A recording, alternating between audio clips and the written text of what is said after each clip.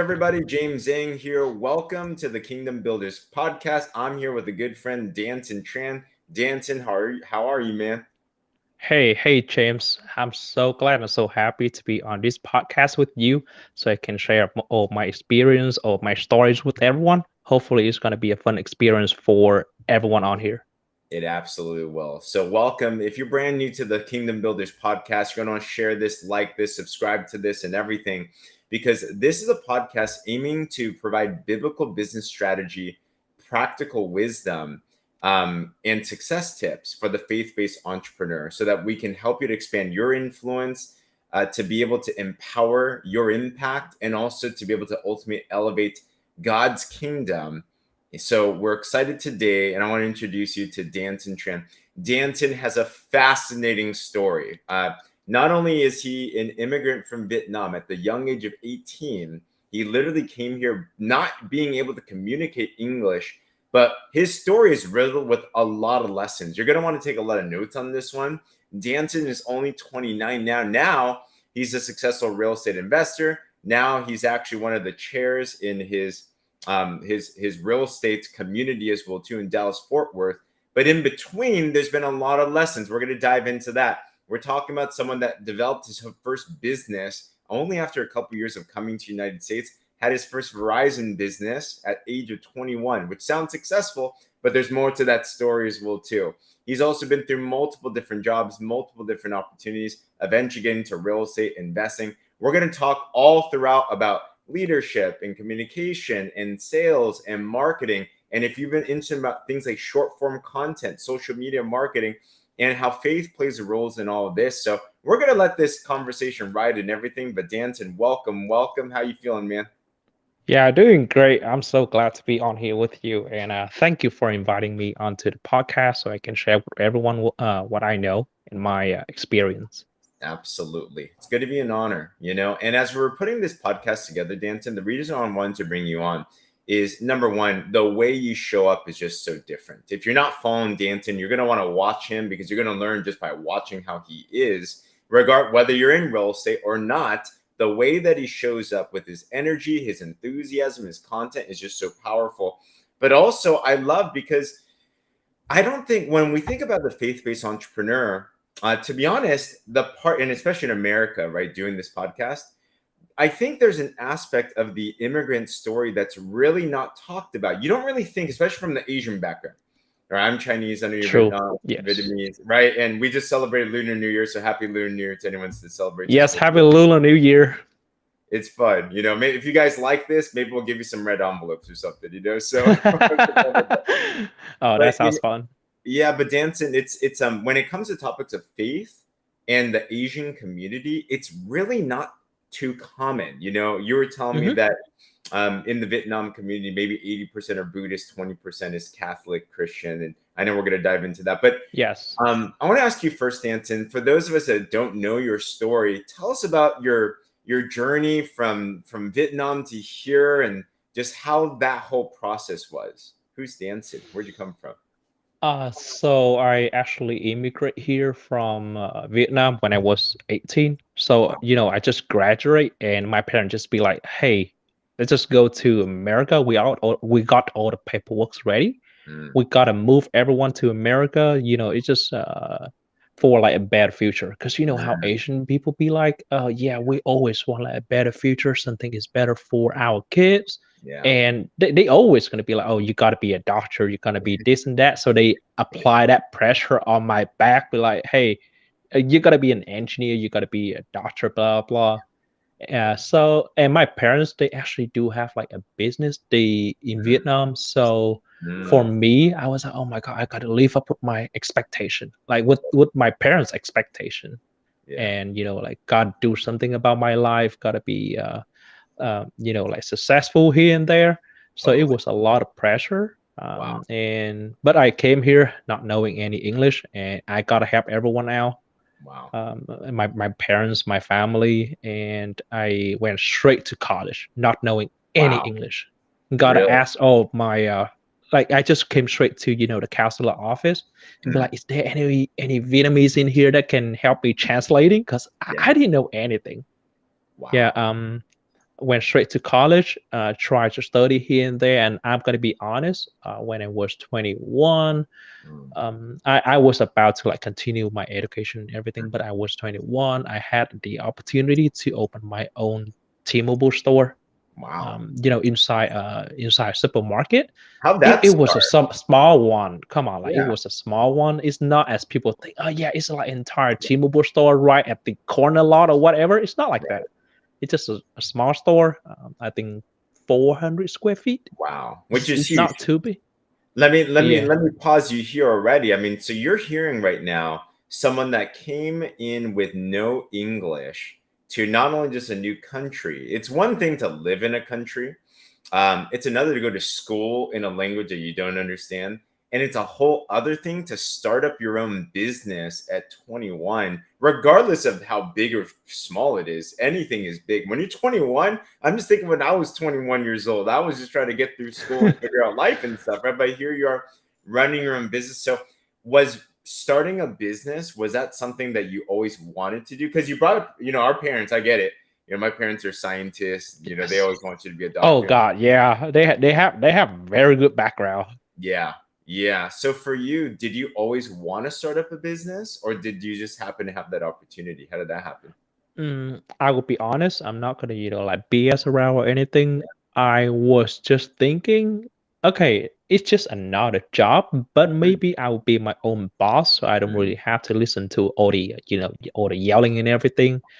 Uh, and I was still having the mentality, the mindset of, okay, let's just go work, let's just do 9 to 5, whatever. So I did show up to 9 to 5 at mm, my own T-Mobile store, and mm, that's how I felt because I mm, treat it as a 9 to 5 jobs. I just show up mm, there, just kind of slacking off here and there. Okay, let's just go through by the day. If I have clients, that's mm. fine. If I don't have anyone, I'm not gonna try to like think of a way Mm, to get more clients in. I mean, right.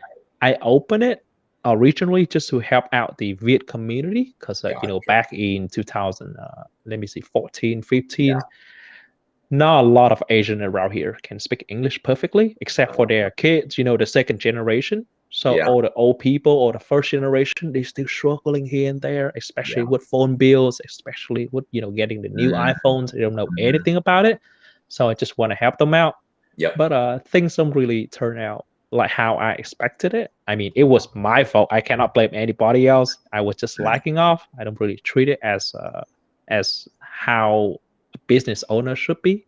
makes sense. Makes sense. How long did you have the store for? I think for about a year and a half Okay. until it's actually failed. And Got it. then I got really stressful about it. About, oh Right. my God, I failed business. I gotta go back to 9 to 5 now. Mm, But mm, now I realize stress is actually came from the mm, lack of action.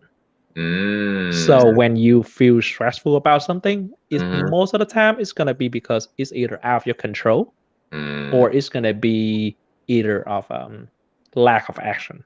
That's a So huge. if you, instead of sitting there being Yeah. stressful about it, you take action, you think of things that you need Mm. to do, break it down, you do it. Yeah, I'm pretty sure the stress gonna go away somehow. Makes sense. Makes sense. This is a huge thing, Danton. So I coach a lot of entrepreneurs, and one of the biggest things that you just said right there is, and I wonder if you're in a business right now, this is a check for each and every single one of us. There's a saying that if you want to get paid like a business, you got to treat it like a business. Yes. But if you treat it like a job, and what you just mentioned there's a job mindset, which is clock in, clock out. Don't be the problem. Just go in and do the work. But the work of a business owner is problem solving. As entrepreneurs, we get paid because we solve problems, right? So, Oh my God.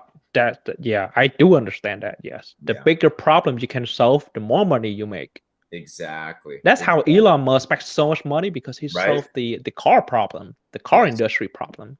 Yes, it's so big, and God had it this way. It's interesting. One thing that I've said is there's four levels of value in the world. Myron Golden, he's a biblical success teacher. He says this. I don't know if you know this. It's interesting. At the bottom is implementation. So if you use your hands, you just do the work, then you get paid X amount. Above that is unification. That's like managers. Above that is communication, if you can sell. And above that is imagination. So what you're saying is using the imagination to solve problems that pays the most money, like an Elon or any business owner that's out there as well too, you know. But Danson, you just said something, man, you're just dropping all types of bombs already. That Yeah. stress, especially being a Yes. business owner, right? Stress deals with either a lack of action or dealing with things that are out of your control. And that is such a major, major piece. I was about to put this quote today, actually. And I think when it comes to the faith-based entrepreneur, there's a solution with our stress dealing with what you just said, which is we do what we can do every day. But Yeah. let God handle the things that are not in control as well too. So I wonder, when it comes to your faith, and as you're going through your day to day as an entrepreneur, how does your faith and your belief in God, like how does that help you practically as you're going through your business? For business, I'll be honest, I was slacking off as, a Catholic child. Mm, That don't really think too much about it's just how a lot of people are right now. mm-hmm, They actually, they go to church every single Sunday, they pray here and there, but they don't really, during the day or mm, every single day, they don't really think about God. They don't really think about, oh, should I pray right now or anything? They just kind of fall into 9 to 5 or fall into the work that they need to do, and they yeah, just keep doing it and doing it until they actually hit like a wall, yeah, and then they were like, oh my god, like I it's out of my control right now, what should I do right now? So they mm, just come back to God and be like, hey, let's just pray for a little bit because it's out of mm, my control. I think that's like 90% of people out there right now that just yeah, focusing on their work, and they once they hit a block road, they can just mm, go back and pray to God because it's mm, out something out of their control. And I'm guilty too. I'm not gonna say, yeah, oh, I'm like up there, but I'm guilty too. I was there. A lot of my even my parents and my sister, they told me like, oh, you gotta pray more. You gotta, mm, live your life a little more, toward God. yeah, yeah. Yeah. It's so crazy. And thanks for being honest and transparent. It's like, and I think all of us fall guilty to that because we're all right. As entrepreneurs, the culture is you got to hustle, you got to Oh my grind, God, the hustle culture. Yes. right? And especially in our generation, like we're just a couple years apart. That's like the thing to do. You got to 10x everything. You got to hustle all the time and all that. But and there's a part to that. But just like what you said too is for the person of faith, if we understand that prayer works and it's the number one attack that we have in defense that we have, because if prayer can make the miraculous happen, then we should pray more. Understanding that and living in that day in day out, not just a yo-yo thing, not when we have to, but as a first resort, right? And we should always kind of understand that thing, but still do the things with that we can do as well too. You know, Mhm. so I've seen that. So you fail your first business, you get back into your 9 to 5, and then you start. Then what's really inspiring about you, Danson, is most people, if they failed a business, especially being 21, they would just think to themselves, I'm not a business person. This isn't for me. Let me just go to a 9 to 5 for the rest of my life. But how was that process? So tell me about when the failure happened and how did you work through that failure to still be able to move forward? I think the number one key about being a business owner is you cannot take failure personally. Mm, So, for example, when you start a business, mhm, everybody's gonna fail. If anyone come up to you and they say, "Oh, I just, I got it down. I'm mm, successful right at my first business ever," mm, either they lying to you or either they got really lucky, and that's like mm, 1 out of 1 million people.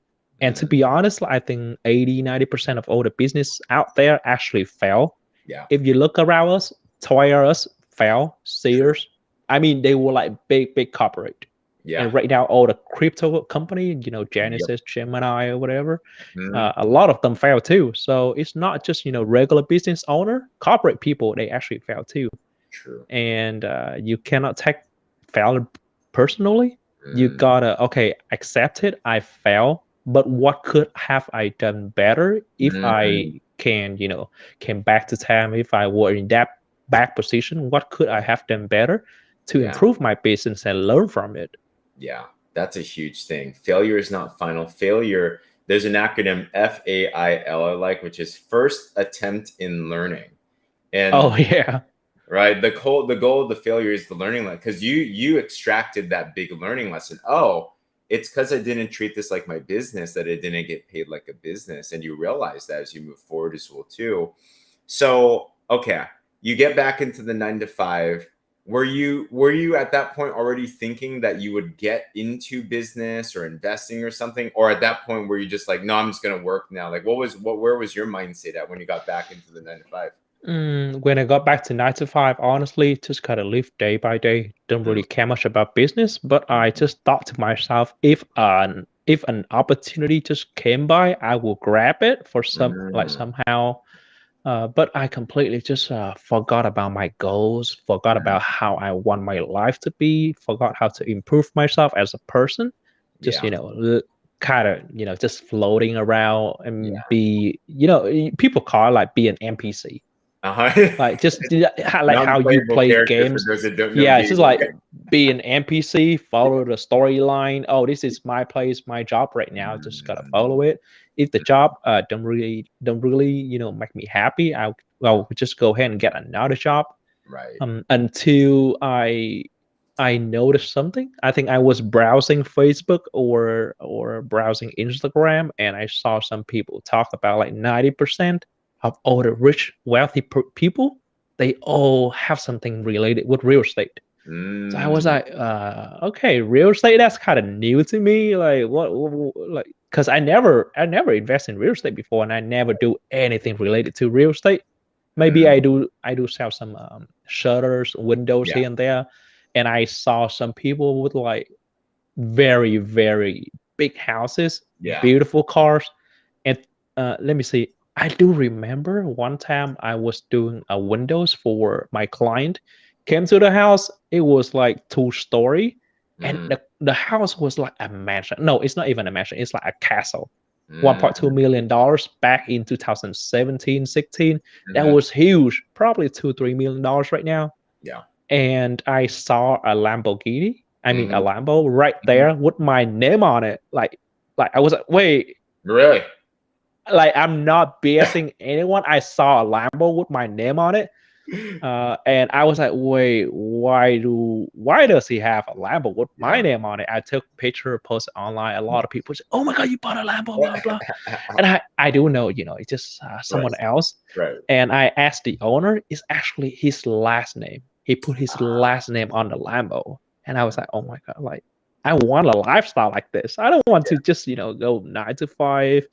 And I mm, look how happy he is with his family, because he doesn't even have to be there. He just mhm, stop by the work site, see how we doing, and he just took his family to the lake. And I'm like, wait, it's like Tuesday morning. What are you doing? Like, you're not working? You just take your family out to the lake like that? So I'm yes. like, okay, I do want his lifestyle. I do want to have like a happy Mhm, family, because like financial is yeah. like the number one reason for divorce. So I'm not Mhm, gonna go ahead and take that chance. I'm not right. gonna risk, divorcing, losing kids, losing custody, all kind of financial issue. So at Exactly. least I gotta get that down right, get my financial Mm. done, get my financial right, then we get married. That's super wise. And it's crazy, dancing, because like all these opportunities out there are out there for everybody, and people have these experiences. However, the way that you responded to it is different. And that's why you're successful, because you looked at it and you're like, instead of using that as most people straight up, they play the victim card and they say, well, it must be nice for them. Well, that can't happen for me. I'm just stuck with this. But you said, if they can have it, then I can have it as well too. And that's what I want. So if you're listening to this right now, just a reminder that if you're inspired by something, there's a reason for that inspiration. God places desires in our hearts so that we can move forward through that as well too, and everything. So that's awesome. So you saw an inspiration there. Let me drop one verse here, and then I want to ask another question, Danson. But this one's kind of Definitely. cool. So this is First Thessalonians chapter 4, verses 11 to 12. And you talk about owning a business, and you talk about Yes. being able to take care of your family. It's important. These are biblical things. So this is what it says.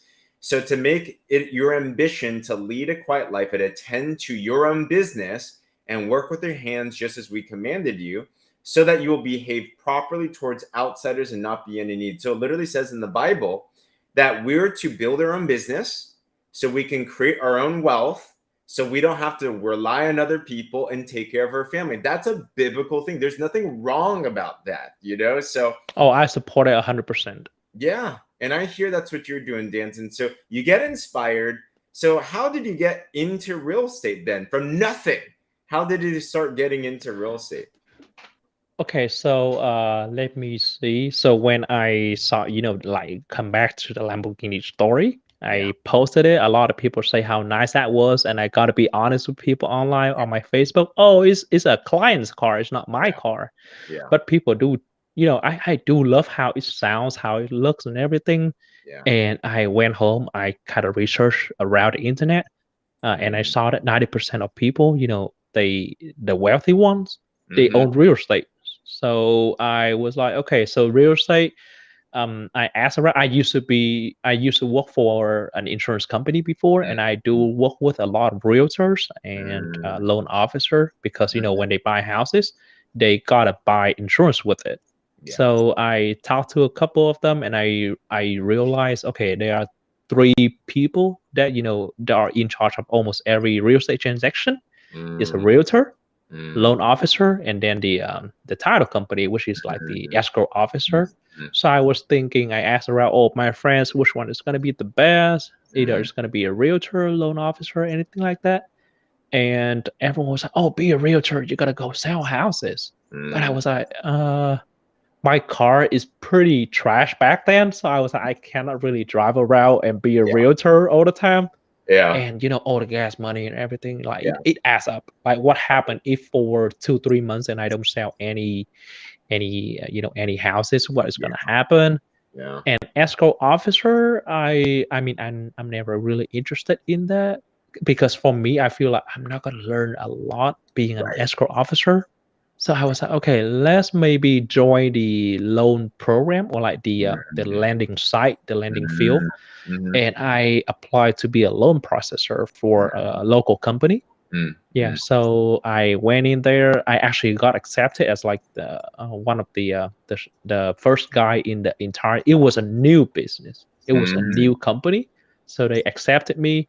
I got in there, and they trained me from the ground up how to process loans, how to read the guidelines, everything. Yeah. And I learned so much from there. I mean, Mm-hmm. even though right now I don't work for them anymore, but Yeah. I still appreciate them so much and have so much respect for them, because Yeah. they actually taught me about all the loan programs that will help me now in my own business, Yeah. and in my family or friends. If anyone need help, I can actually explain to them the Yeah. benefits of different loan programs, and then the guidelines, what they need to do. But Yeah. I don't really personally do loans. Just it's more like the knowledge that stay with me and help me out, because everybody can sell a house, as they Mm-hmm. can just read the MLS, how many beds, how many bath, and does a customer like the house, and that's it, they sold. It's more like the client sold themselves, and not really you trying to sell them the house.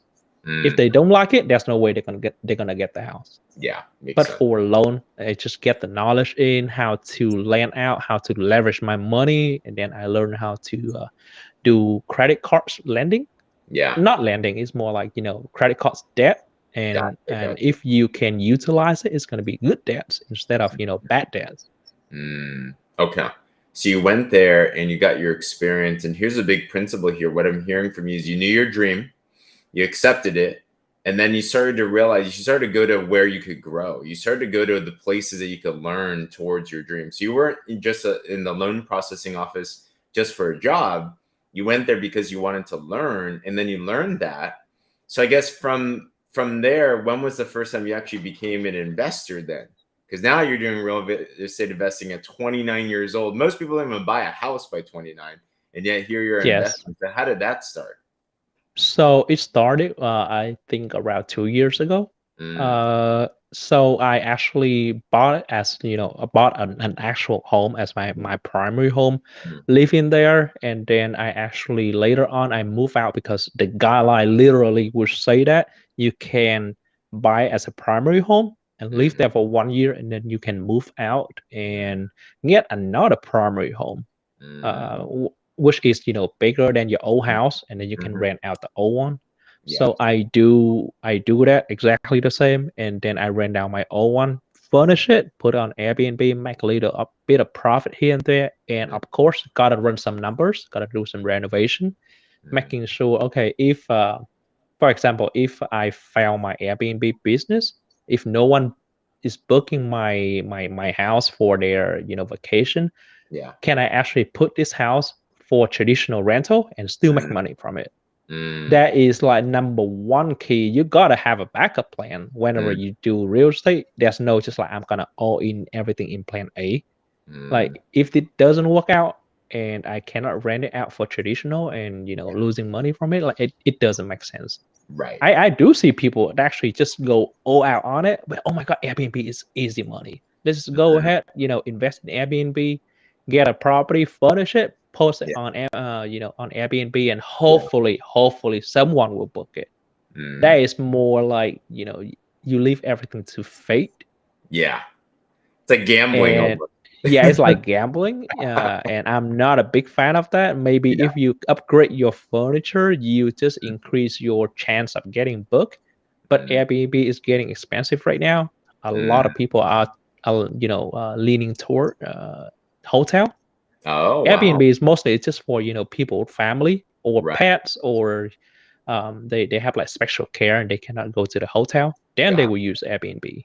Oh, that's good to know. So do the numbers, do the math in any business, especially in investing. It's like just because you have an asset potentially doesn't mean it's going to make money. So you have to be wise with it. Jesus says when he's around with his disciples, said, doesn't a builder count the cost before he makes the building, right? So the same with investing. So you got to do the numbers and math. So I want to ask you, Danson, because I know you're inspiring a lot of people, especially that are in their 20s and 30s, that I think a lot of people now are pretty aware because of social media. It's like, oh, real estate sounds like it's like a good place to be at. Like eventually I want to be into real estate, stuff like that.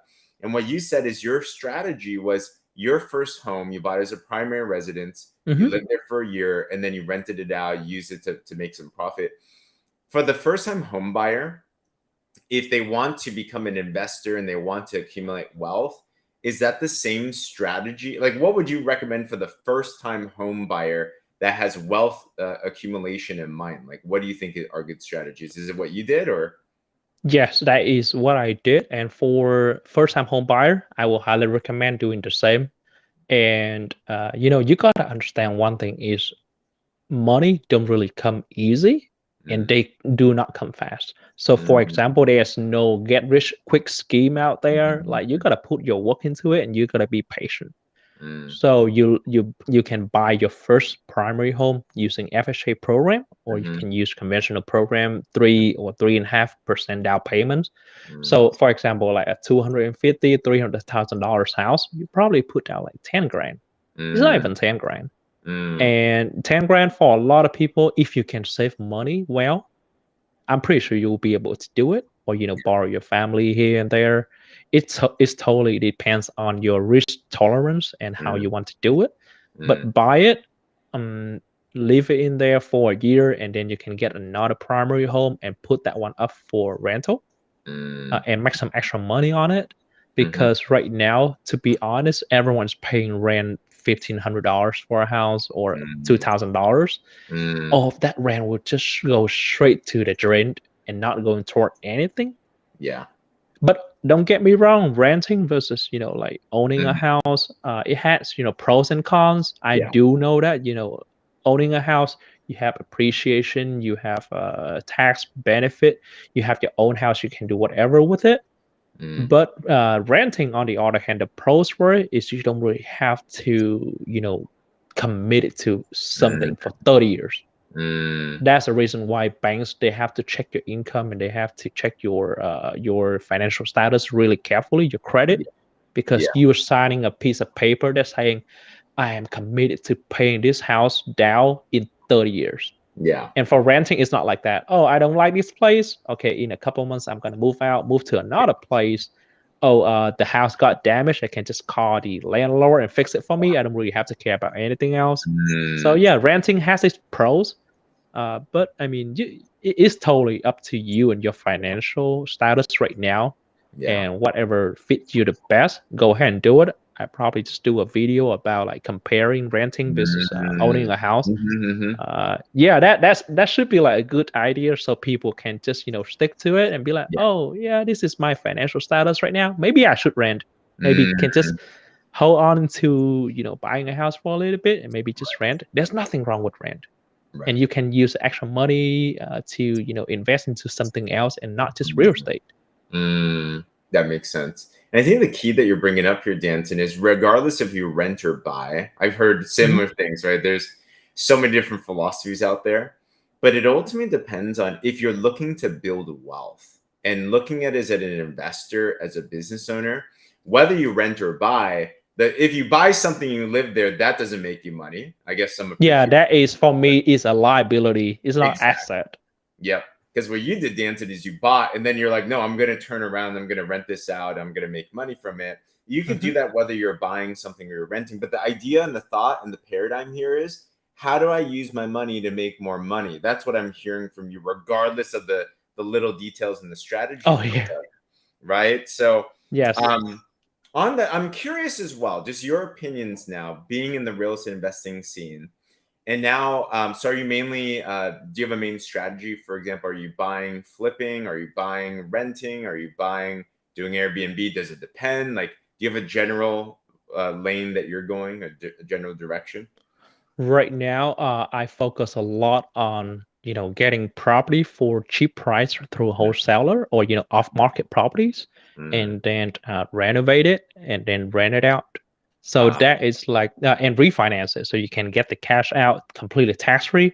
A yeah. lot of people don't know, when you cash out refinance a house, that money is completely tax free because it's Mm, debt, and debt don't have tax on it.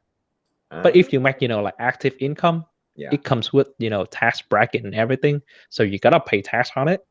But Yeah. if you cash out a house, get out, maybe it's 70,000, $100,000, Yeah. that's completely tax free, and you can use that money to invest into some other projects. I didn't know that. That's a key tip right there. How do you save more money? The biggest money that we all pay in the world is not a house payment. It's not a car payment, it's taxes. So Oh anytime my that god, you yeah. can avoid taxes, that's a big deal right there, right? So awesome. Yeah. Okay. So you're doing that. And I want to get your personal take because right now, as we're recording this, we are in the middle of it's technically a recession because we had 2 quarters of GDP slowdown, but the government's not calling it a recession. There's word and depends on the market. There's some markets already where the house value has already started to dip. They're saying there might be some type of correction. And definitely when it comes to sales of homes, at least realtor friends that I have, I don't know if it's the same with you. They've said, like I had a realtor friend of mine out here in California, said between 2022 and 2021, their sales decreased by 50%. So I wanted to see your take as a in the real estate industry and as an investor. What do you think about this time right now during the seeming recession or whatever that's going on as an investor? Like, how are you thinking about things? So for recession, I mean, the news and everyone, they say, oh, okay, I'm gonna be honest. Hmm. Like all the rich people or the top guy in the world, everyone is calling for a recession, right? So Hmm. everyone's, oh, you gotta save your money here and there. Don't spend your money on this, on that. But look, I don't really personally believe media. Hmm. I believe where the money goes. And for Mm, me personally, I'm just talking yeah. personally, I do see, banks and all the big guys, they keep purchasing houses in bulk. So they buy the entire neighborhood. Like Mm-hmm. Chase just spent like a $1 billion to buy the entire neighborhood so they can be a mega landlord. Yep. And Bill Gates, Elon Musk, everyone just keep buying back their stocks for cheap prices. Yeah. So I was like, okay, everyone is saying it's a recession, don't spend your money, but they are spending money buying everything for cheap. So I'm Mm-hmm. like, okay, it doesn't sound right to me. Like Yeah. they telling people not to spend money, but they spending money. Yeah, because they know that this is a recession. It's gonna go. It's gonna bounce back. Yeah. It's gonna recover. So their stock, their company is gonna recover, and it's gonna be much more in value later on, and houses too. Yeah. So I actually personally I did bought a house I think about 3 weeks ago. Nice. Just did some renovation here and there, and we'll post it up for uh, for rental soon. And for me personally, right now, this is my strategy, and I will share it with you guys and with everyone as well, so everyone can think about it and see Yeah. if it's gonna make sense. This is my personal strategy, and this is how I think about it. Right now, it's gonna be the best time to buy. I Mm, know it sounds very controversial. It sounds very, oh wait, why are you buying right now? Interest rate is so high and house price haven't even crashed yet. mm, I mean, it drops a little bit, but not a lot. mm, But right now, the reason why I think it's gonna be the best time to buy is right now there's not a lot of competition. A lot mm, of realtors already, a lot of buyers, sellers, they already give up about selling or buying houses. A mm, lot of competitors, they already okay, they stop buying, they stop selling, stop doing mm, business. And so you don't really have to compete with a lot of people. Once you put in an offer, you mm. can feel free to like negotiate down the price, Yeah. so you can get a house for cheap. And Yeah. there's not going to be anyone in there trying to compete with you, Mm, start a bidding war like yep. how we did back in 2021 and Yeah. 22. Yeah. I have some people put like 50, 100K over their houses, and I was Wow. like, that doesn't make sense. Like Right. why are you buying for just such high price? Yeah. And right now, even though the interest rate is high, Mm, mm, but if I buy it for a cheap price, I can always refinance it later mm, on when interest rate drop, because yeah. what comes up has to go down, Right. and what Right. comes down has to go up. So Makes sense. once the interest rate drop, can go ahead and refinance it. It's gonna be a Yeah. win-win situation. I got a house for cheap, and the interest rate is low. Makes So sense. that's how I view it. Instead Yeah. of being scared, I'll Yep. just go ahead and do it. I don't care if the rent is gonna be break even. Yeah. I'm more than welcome to just I'm more than happy just get a house, put it up for rent, and it's gonna break even at the end of the day. But I know a year from now, Mm-hmm. interest rate drop, or 2 years from now, interest rate drop, I can just refinance it, make my payment lower, and the rents probably will increase, Right. Right. and the Makes house value will increase as well. So I'm like, yeah, that's my win-win strategy. makes sense. Instead of just wait for the perfect opportunity.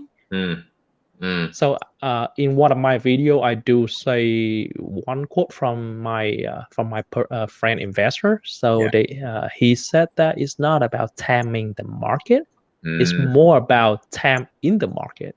mm-hmm. I love it.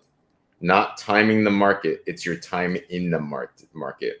And it's so true, because in everything that you just said right there, Danton, I 100% agree with. I think where a lot of people go off with business, investing, anything like that, is like what you mentioned in the beginning. You said that no money is easy to come by.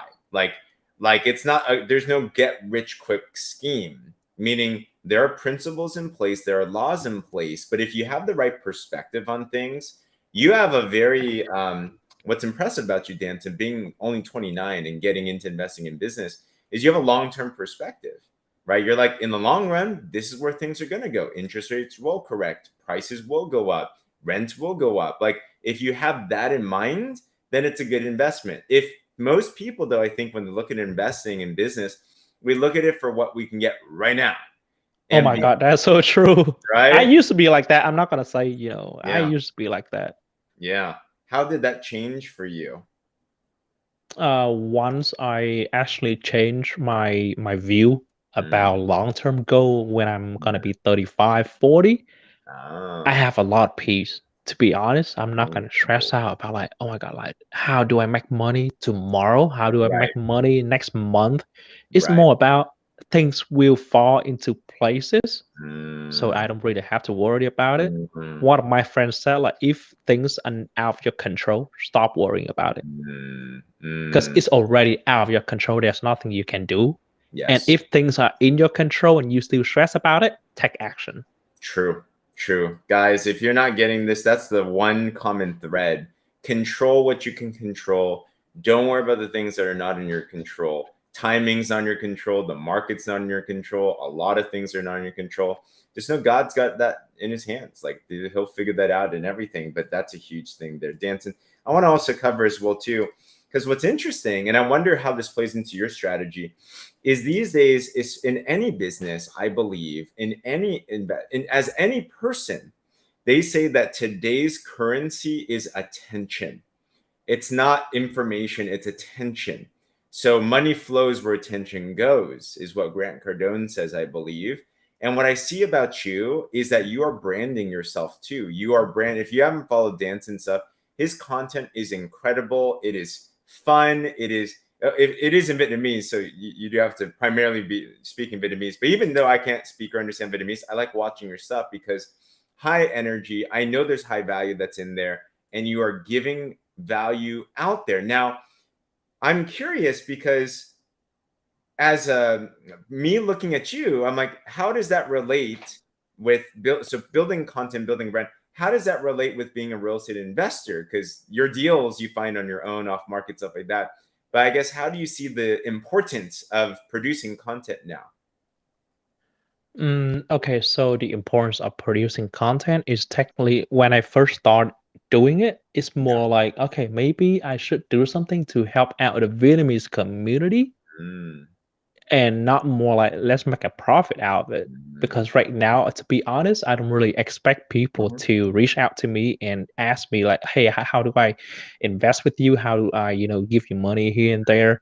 It's more like I started just to help out the community because in let's just say like Asian people, we don't have anyone that do short video content and yeah, give out free information like that. true, Like true. right now, if you want to like get into real estate, if you want to maybe buy your first home, right? Like there's no one actually is gonna tell you how to buy your first home.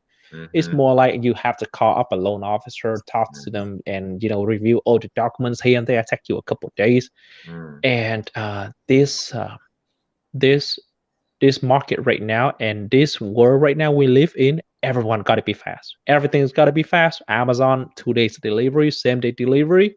mm, So they don't really have time to just sit around, give out documents here and there just for a piece of information. mm, So I do see that now. There's no one, especially in the Vietnamese community, is doing mm, this type of videos, give out free mm, information like that, and help out people. So I talked to my fiance and we said, okay, let's just go ahead buy some equipments here and there. Let's mm, just try to do a couple videos, see how it goes. And each videos I put out there, there's like a couple thousand views here and there. So I'm like, okay, maybe it's working. And people actually contacting me asking about, mm, oh, how do I buy a house? Can you yeah, help me with it? yeah, How do I invest here and there? Can I be your assistant here and there? Can I yeah. can I help you out in your process?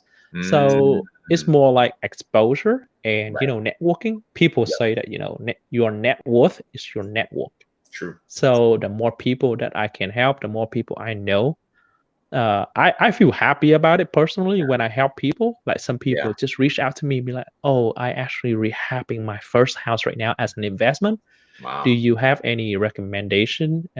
Because Mm, they were like in the middle of the process and they saw the bathroom is a little too small. So they were mm, like, should I just like, smash a wall and expand the bathroom?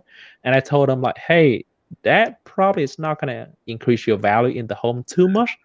mm, So I told them, okay, if I were you, probably I'm just gonna, take out the mm, bathtub and mhm. then build the stand, just like the stand up shower or whatever. Yeah. That will save space. That is the first thing. You don't have to destroy the wall, and Mm, people actually prefer, shower right now, like stand up wow. shower. Yeah. As long as you make it a little bit fancy here and there, it's gonna increase in value, and you're gonna save money because you're not gonna just tear down the whole wall Mm, just for expanding the bathroom, and it's yeah. not gonna increase too much in value. And Yeah. they appreciated me for it because I just kind of give out free information. But Mm, I do know, in the long run, something's gonna come back to me. if they Totally. have some kind of business idea here and there, they're gonna reach out to me because I help them out. Yep. Yep. Exactly. And the same And thing, that is how God said it too, right? Just help out your people. it is. And somehow, some way, like like things will go back into things Yeah. will go back to you. The more you give out, the more you're gonna receive. Yep. That's really what it is. And I'm hearing once again, Danton, like I'm hearing long-term principles in mind. Most people, I think, when they think about social media or content creation, it gives you a headache because it's like, oh, that's a lot of work. And it is a lot of work. We are talking right before this started on how much work it takes for you to create a piece of content. But in the short run, it doesn't make sense. And it might not even monetize now at all. Oh However, yes. if it's something that you love doing, if it's serving other people, then in the long run, it will come back. I do a daily Bible study live for faith-based entrepreneurs. And today I was going over 2 Corinthians chapter 9. And one of the verses says, those who reap generously, they all sow generously, they also reap generously. So just like what you're saying, when you just add good value out there, when you help other people and you give things where they don't even expect that to be happening, in the long run, it will come back. All it takes is one good deal for you, man. And you could change your life, right? So you're Yeah, playing the long game. there's opportunity out there. You never know who's gonna reach out. Yeah, So I so love that, man. And branding, what I'm hearing from you too, Danson. And this is a takeaway that I'd have for anyone that's listening to this. What can you do right now? Who do you want to serve? And what do you know?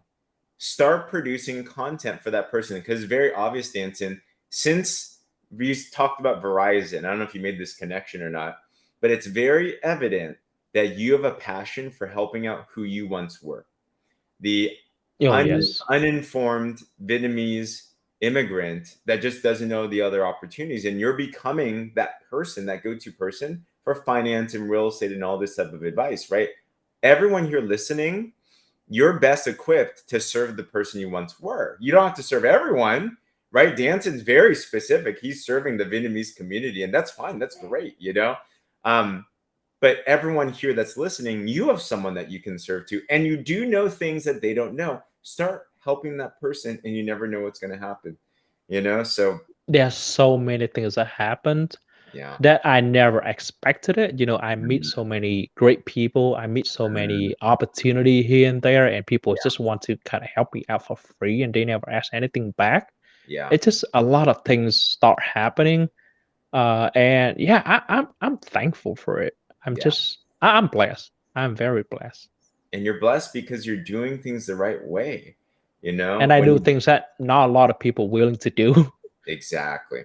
Exactly. But I'm just so impressed, Danson, that for someone in their 20s, I know you're almost 30, but you're still in your 20s, right?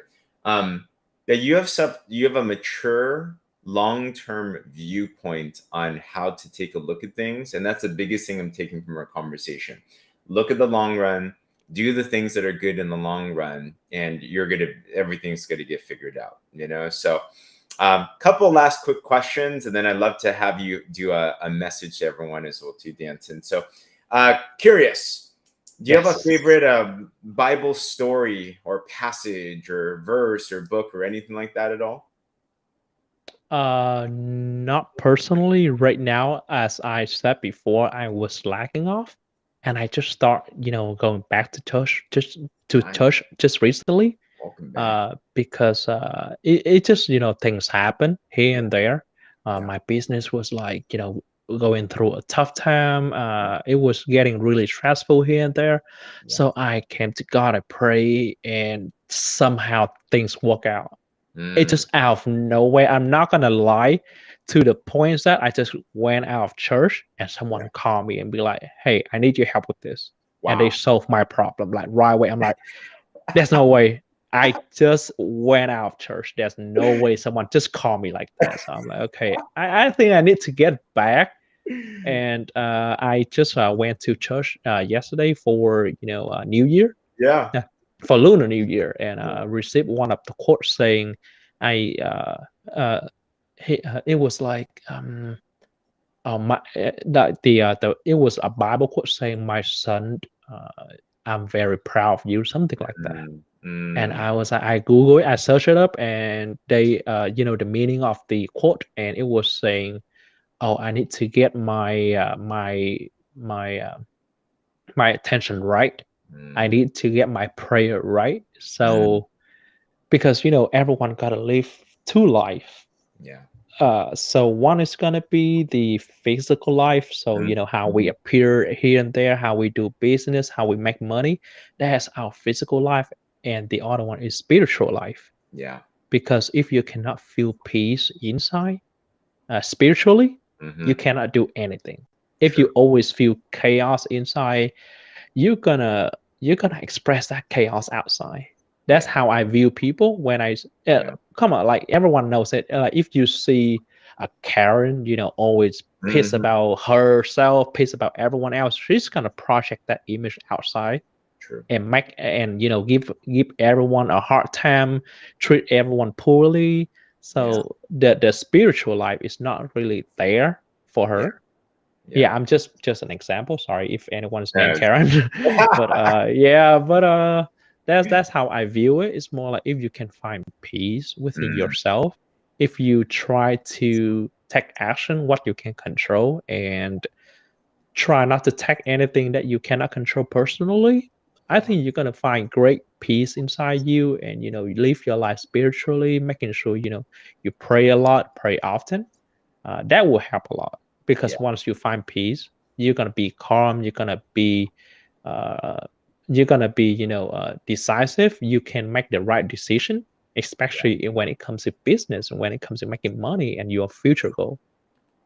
That's a huge, huge thing you just said. And congratulations on taking a step back.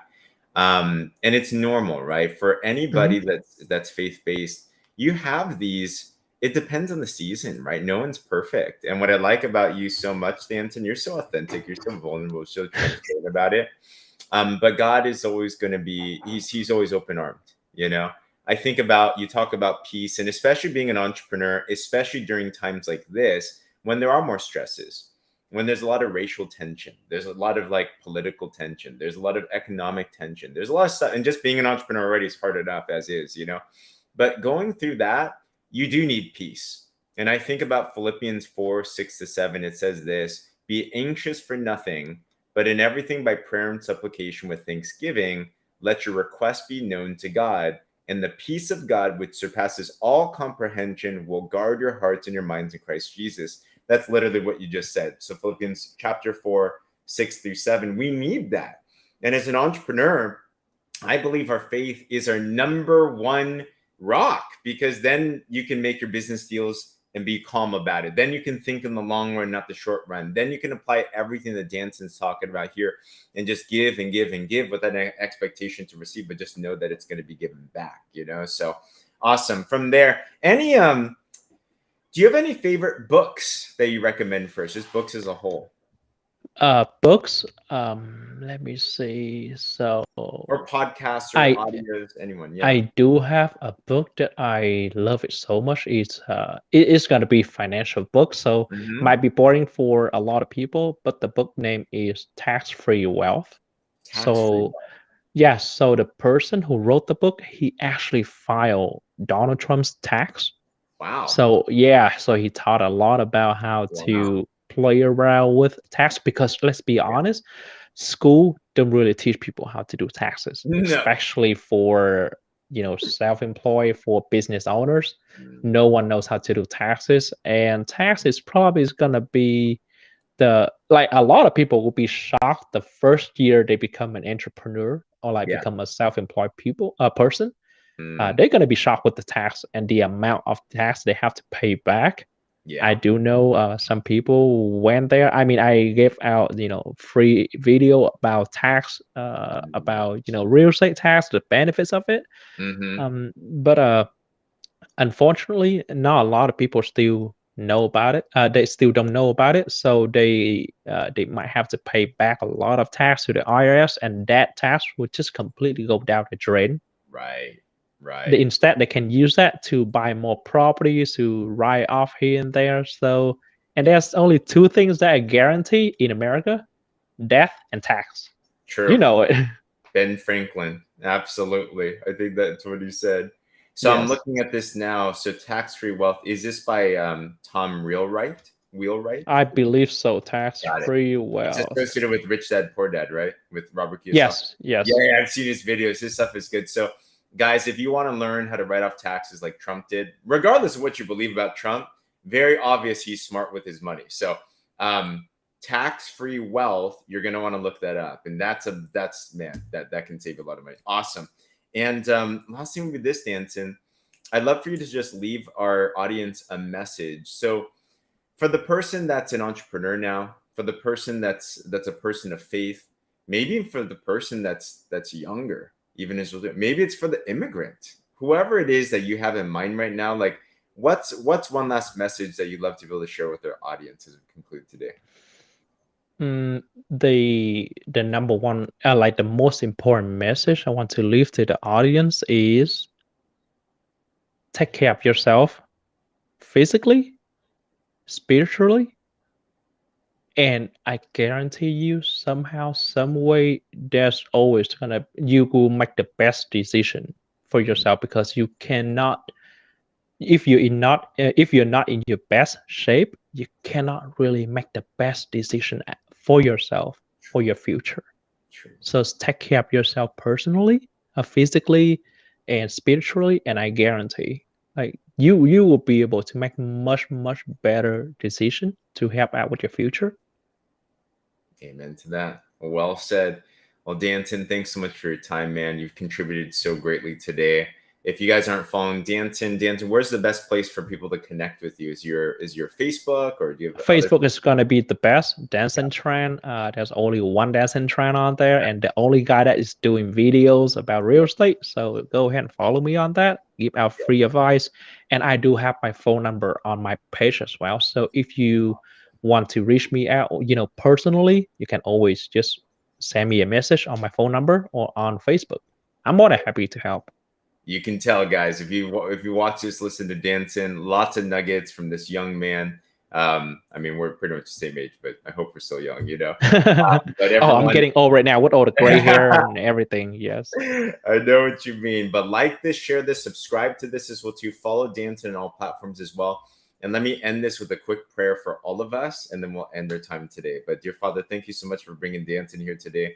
You've equipped him with such incredible knowledge and experiences and just wisdom that is beyond his years, honestly. It reminds me of Solomon when he was asked you gave him an opportunity to ask any wish, and he asked just for the wisdom to be able to guide his people well. And you promised him not just wisdom, but also wealth and abundance and so many different opportunities. And that was at a young age. I see the same thing in Danson here.